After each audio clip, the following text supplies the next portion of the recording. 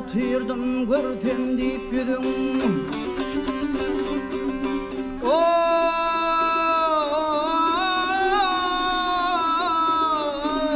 Geceler oturdum görsem deyip yüzüm.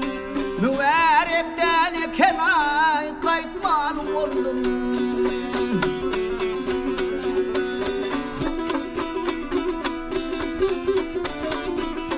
Adana tinsam esitmedim bir sözüne, köngül hıyalımdan delmel oldum.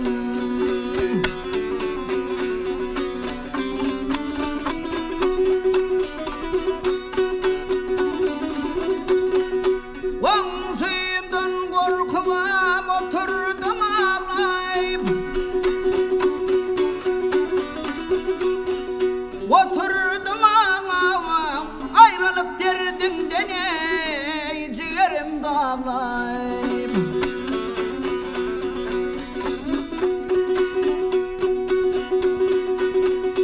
Ahır taptım men apımı soravlamay, dağdan ağarayım çayı kalkmalı oldum.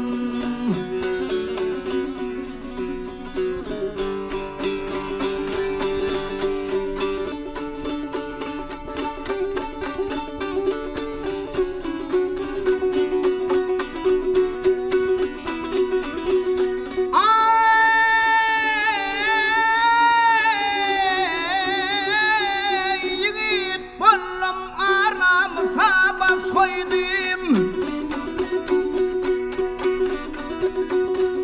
gel gel gel gel gel bas soydum, asık mendi fikrama dünyaya yaydım.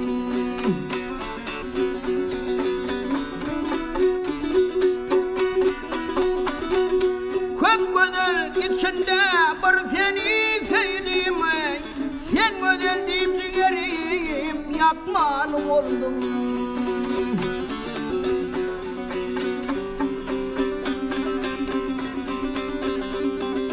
Nefes diyer kulak koyun sözüme, utanmadı yarım ey geldi yüzüme.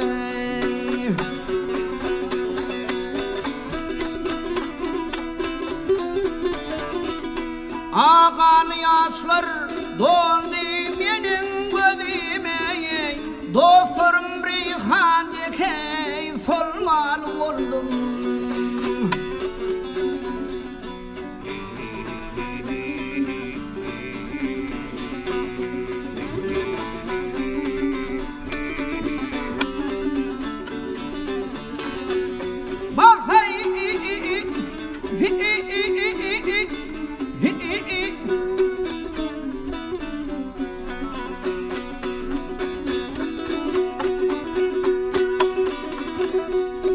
Dostlarım reyhan dek solmalı oldum, asık mendi fikrime delmeli oldum.